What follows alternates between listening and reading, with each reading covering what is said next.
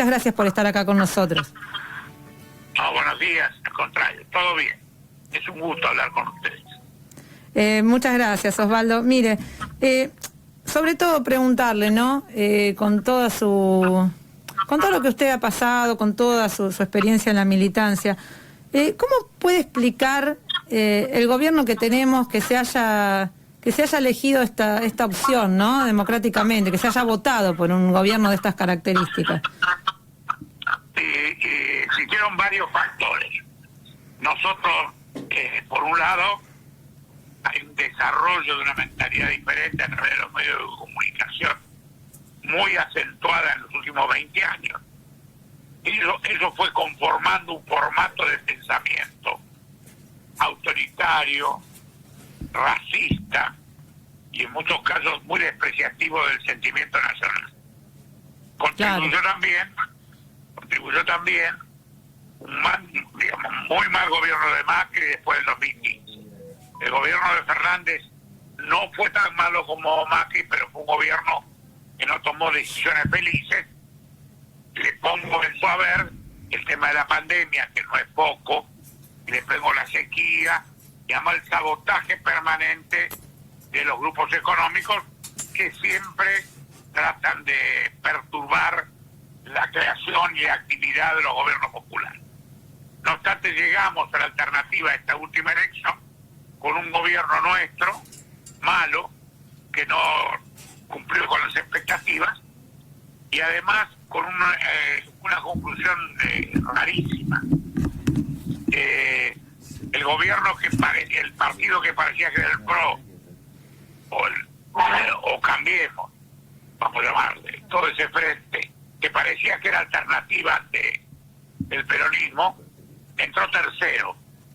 Fue postergado por la aparición muy novedosa de un discurso de un personaje que es Milei, con un pensamiento de la motosierra, del repudio a la actividad política, desconocimiento de las relaciones humanas en la sociedad a través del Estado.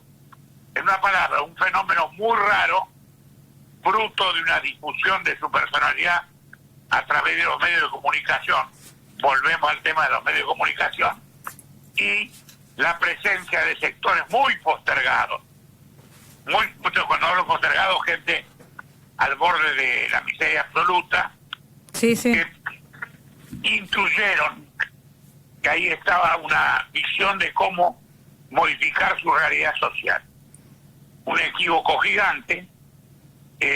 Nosotros debemos asumir la responsabilidad que ante esta sociedad debemos modificar nuestro pensamiento y debemos aceptar que hay valores elementales que nosotros barajamos siempre en la actividad política que ahora se desconocen: la solidaridad, el amor hacia el otro, el desconocimiento de la justicia social. Y lo que es más trágico, que esto de alguna forma se internalizó en sectores populares que van a ser los más perjudicados por esta política que yo llamaría de falta de sentimiento cristiano, de solidaridad. Totalmente deshumanizado.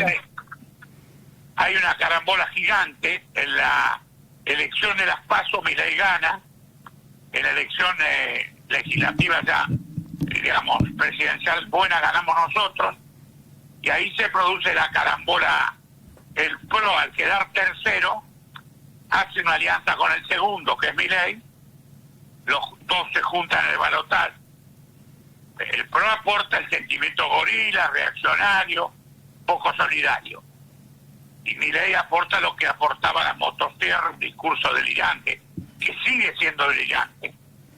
Pero ese discurso que se volvió atractivo para un sector, para muchos sectores de la sociedad, sobre todo en sectores jóvenes, de clase alta, clase media y clase baja. También eso es novedoso. Sí. Un montón de sectores de clase baja, vamos a llamar trabajadores, un voto tradicional nuestro. Claro, nos sacó votos a nosotros. Nos sacó votos a nosotros, porque yo me acuerdo que era la discusión, decía, bueno, pero en realidad Milei, hasta algún punto decían, por ahí nos conviene porque le va a sacar votos a lo que es el ala de Juntos por el Cambio, el PRO, y terminó sacando votos de nuestros... Exactamente. Claro. Normalmente era una opción para la derecha. Se convirtió en un salvavidas para la derecha, porque esa es la verdad. La derecha, tercera en elección, se vuelca masivamente a votar por Milei en el balotaje. Eso que nosotros pensamos, mira, hay sectores que por más que sean de derecha no van a votar a este brillante, que habla con total desparpajo del rol del Estado, del rol de la sociedad. En una palabra, nosotros creímos que el gorilismo no llegaba tanto, y evidentemente llega a eso y a mucho más. El voto de Milei, que sigue siempre el 29% del electorado, fuera 2 veces que se votó, ocurre que se vio enroscado por una presencia masiva de unos sectores que votan directamente contra el peronismo. No es un voto sencillo de explicar, pero es un voto antiperonista tradicional que se juntó con ese voto de Milei, donde había sectores de gente joven, lo más peligroso, sectores de jóvenes. Nosotros a la gente, el gobierno de Alberto Fernández defraudó las expectativas de la gente en muchos aspectos, no consiguió equilibrar la situación y además cayó víctima de lo que ahora se parece que es el salvamento, que cumplió con los objetivos del Fondo Monetario Internacional. Y todos sabemos que el Fondo Monetario Internacional te lleva electoralmente a la derrota eterna. Digamos, un sector de que donde se reivindica los despidos, se reivindica la falta de derechos sociales en el pueblo, la no inversión. Digamos, en una palabra, un voto con el Fondo Monetario. El gobierno nuestro no supo enfrentar esa situación. Digo más, en el Congreso nuestros diputados y senadores convalidaron el acuerdo con el fondo. Ese fue un gran error. Fue un gran error ese. Exacto. Y además, porque vos decís, cometés esa herejía de legalizar eso, bueno, y eso del fondo, ¿te produce alguna ventaja? Ninguna. El fondo, estamos en pleno proceso electoral en agosto del año pasado y pidió una devaluación que hubo que hacer porque le imponía, y esa devaluación, que fue la última devaluación del gobierno de Alberto Fernández, eso fue en pleno proceso electoral, con lo cual subieron los precios, la inflación creció. Receta del fondo: hambre para los sectores populares. Y eso ocurrió. Bueno, ahí estaba el electorado de Milei, que aunque parezca mentira, como desconocía o no quería escuchar el discurso de Milei, que era a favor del Fondo Monetario, a favor de lo que está ocurriendo hoy, inflación, despido, todo lo que venía, y Milei inverosímilmente lo dijo que lo iba a hacer. La gente que lo votó creyó escuchar otra cosa. Yo pienso que ahora muchos sectores de esos que están padeciendo el plan económico que es un plan económico hecho de alternativas siempre antipopulares. Milei se enorgullece de hacer contrapráctica de la famosa frase de Perón, donde hay una necesidad y un derecho. Él es al revés, está en contra de la justicia social, en contra de los derechos sociales, y donde hay una necesidad, para él hay despido, hay represión, hay un enfrentamiento con los sectores populares. Bueno, estamos en esa alternativa. Tenemos que salir con inteligencia, con militancia, hacer una propuesta que yo creo que debe ser muy importante, que es de conjunto, diciendo claramente lo que vamos a hacer. Digamos, no podemos ir más a una elección con candidatos y sin un plan aprobado. Nosotros no le prometíamos nada a la gente. ¿Qué le decíamos, vamos a romper con el fondo? No lo decíamos. Decíamos, vamos a tomar los servicios públicos, van a ser parte nuevamente del Estado. No lo decíamos, no lo hacíamos. En una palabra, las tarifas las siguieron manejando los que las siguen manejando las empresas privadas que están habilitadas ahora para fijar libremente sus tarifas. Nosotros tenemos que decirlo, y somos claros, reivindicamos el rol del Estado, reivindicamos lo que ellos llaman subsidios, y nosotros decimos que la única forma de emparejar la desigualdad social es facilitar a los sectores populares, también a las empresas menores, el acceso a los servicios públicos con tarifas normales. Tal cual. El transporte público, la electricidad, el gas. Ellos juegan al revés, juegan a subir todo eso como una apuesta a salir del déficit. Y en la panacea de salir del déficit se llevan puestos los derechos sociales de la gente. Digamos, hoy lo estamos viendo. Todo apunta a La eso. miseria, Todo apunta a eso, ¿no? Es decir, bueno, vamos a tener los números, que nos cierren los números, superávit, pero bueno, a costa también de recortar en temas alimentarios. Y además van a cerrar el número que ellos, el número que vale en esto, es que la gente pueda acceder a los servicios públicos, pueda acceder a la salud. Eso se ha armado como hipercapitalista, con un presidente que habla en contra del Estado, que habla en contra de la universidad pública. Digamos, no es que es un tipo que es un medido que simula algo, no es Menem. Este es un tipo que dice las barbaridades que dice, las propone, y además hace un ataque permanente a la actividad política. Acá mi compañero... perdón. Mi compañero Carlos le quiere hacer una pregunta. Buen día, Osvaldo. Te quería hacer una pregunta. ¿Tenemos en el justicialismo gente preparada para revertir este panorama desolador? Sí, nosotros tenemos cuadros políticos con experiencia en manejar el Estado que no podemos desconocer. ¿Qué pasa? En muchos casos, y además tenemos movimientos desde el punto de vista social y sindical que también tiene, ojo, no hay ningún plan económico con ausencia de los sectores que activan a la sociedad.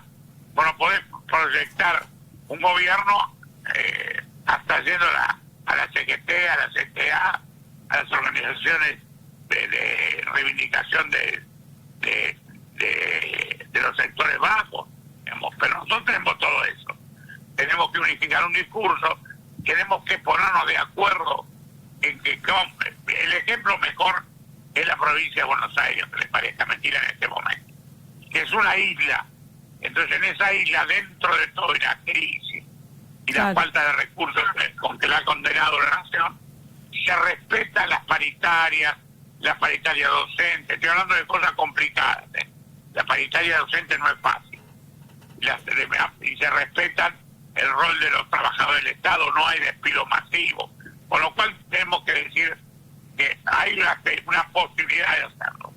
Yo creo que los cuadros políticos nuestros existen gobernadores y gobernadores con experiencia, existe gente que ha manejado el Estado, pero que todos tenemos que estar de alguna forma conformando un frente de realizaciones concretas. Va a decir, bueno, son 10 puntos, vamos a nacionalizar los puertos, vamos a controlar la soberanía en la vía navegable, vamos a tomar la conducción de los servicios públicos y no entregarse al intermedio privado, que terminan en lo que terminan. Y la salud, dar un ejemplo de que nosotros seguimos regulando, una palabra.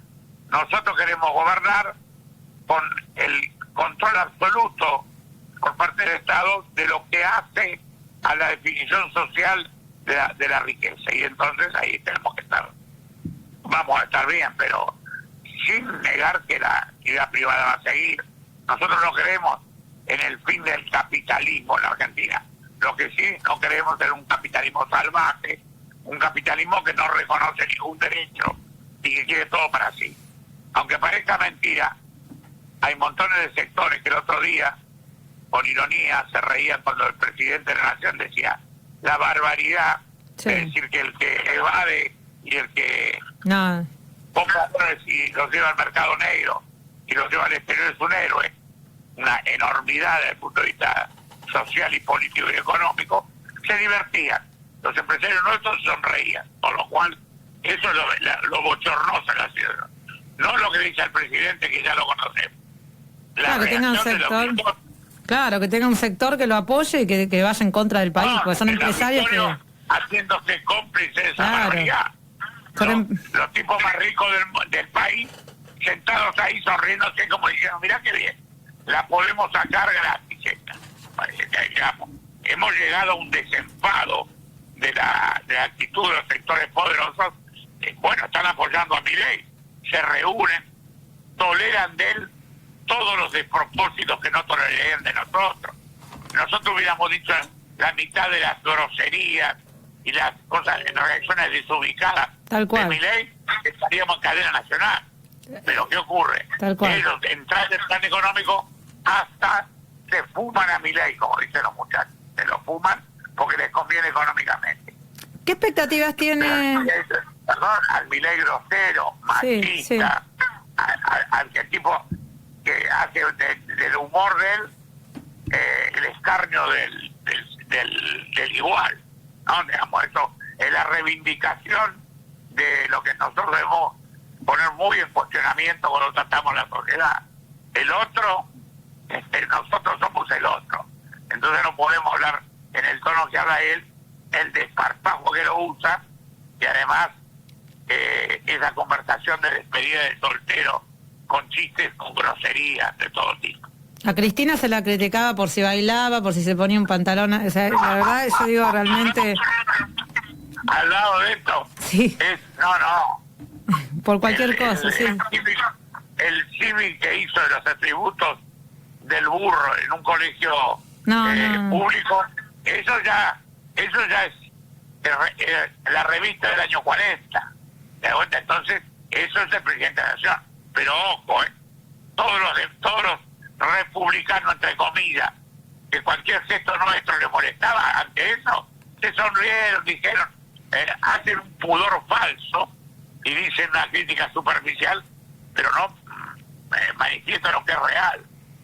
Tremenda irresponsabilidad que representa una forma de pensar. Miguel no es machista porque reivindica un género. Miguel es machista porque reivindica un rol en la sociedad de los poderosos. Es distinto. No es que está en contra de los derechos de las mujeres, está en contra de los derechos en general de todo ser humano. Pero en el caso de son mujeres, inhumanos. Especialmente lo hace por la vulnerabilidad. Son inhumanos, tienen un nivel de... Ya pasa la diferencia política, ya habla de un nivel grande de inhumanidad, de desprecio hacia el otro, ¿no? Por ejemplo, ¿no? Las personas que están muriendo por falta de sus medicamentos, ¿no? Es algo de no se puede entender. Pero además hay que aclarar, puntualizar una cuestión. Acá la deserción de los partidos absolutamente nacionales de origen, como el radicalismo, que acompañan a Milei. No nos hagamos los tontos. Acá el radicalismo está de alguna forma colaborando permanentemente en este plan.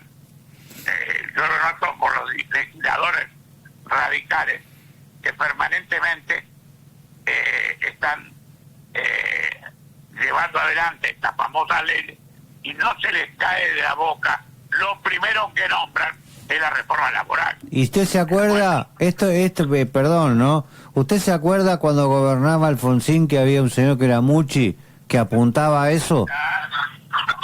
Parece que resucitó eso. Fue la primera ley importante que mandó Alfonsín al Congreso.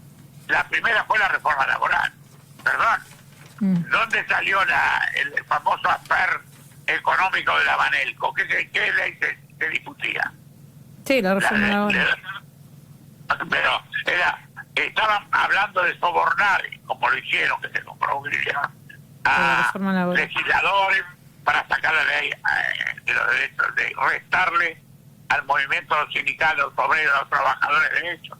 Al radicalismo no se les cae la boca a eso. Ahora, cuando tienen que hablar de los evasores, de los que tienen en mercados extranjeros 400.000 millones de dólares que sacaron de la Argentina, de eso no hablan. Les digo a todos ellos, y lo pienso, porque de alguna forma todos tenemos experiencia empresaria. El empresario que cree que la ecuación de la economía de su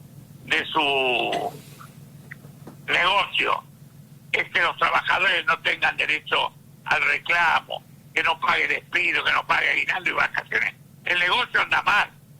El negocio no hay negocio que se base en la desproporción del pago al trabajador. Esto no es en los países asiáticos que pagan sueldo de hambre y mano de obra barata. Si la actividad económica de tu empresa se basa en la mano de obra barata, no es una empresa próspera. Jamás. Al contrario, las grandes empresas del mundo tuvieron trabajadores muy bien remunerados. Claro, Porque, pero parece que nuestro... Claro, bueno, podés la economía de tu casa manejarla por lo que no gastas. Tienes que manejarla por lo que genera de ingresos. La verdad que no, nuestro empresariado tiene que entender eso, porque si el obrero no consume, si el obrero no tiene capacidad de gastar, de comprar lo que se produce.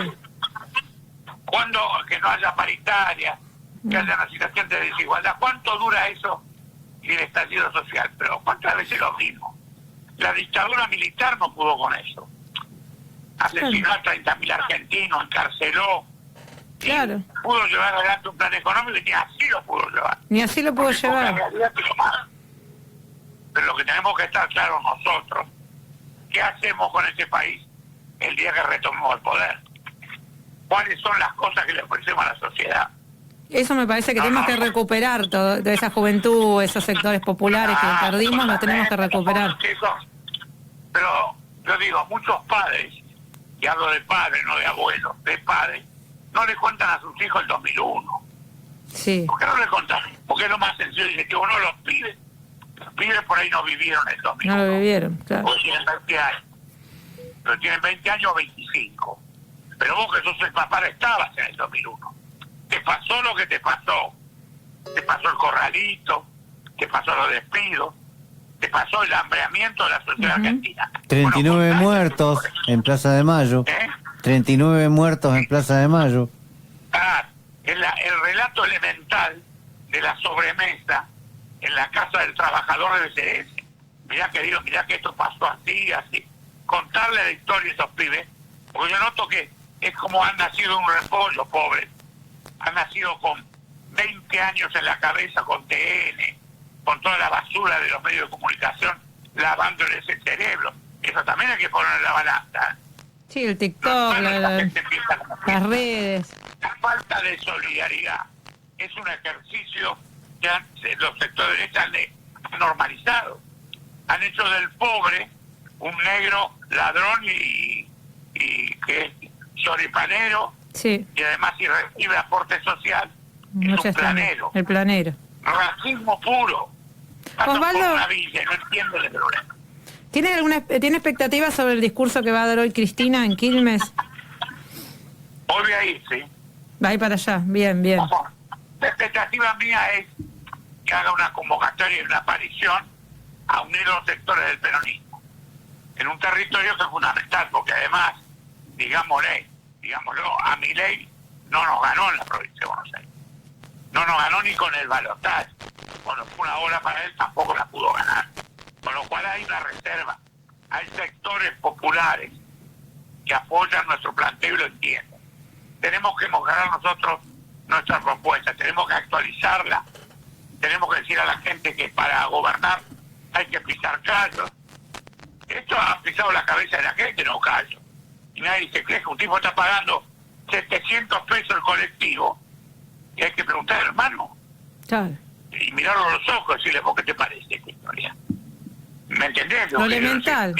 ¿Te parece bien que no puedas comprar un arroz, que no puedas darle de comer a tus hijos, que tengas que llevar un merendero? Y media decirle, te sacaron la prepaga, te pusieron la nata 1.000 pesos.